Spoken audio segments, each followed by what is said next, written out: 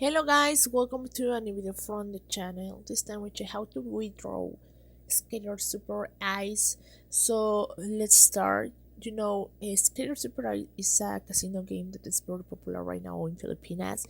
So many people wonder how you can withdraw the money that you win there. So the best way to do it is through the catch. The catch is an app that is on Philippines. It's not available in all the countries, of course. So if you wanna download it, you have to be in there to download the app. So when you do it, well, you will find the app on your Android, and then when you have the app, you can start withdraw the money or transfer money, whatever you prefer.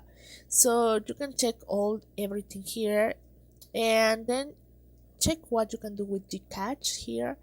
You can payment successful or get payments here. You can start watching how you can use it.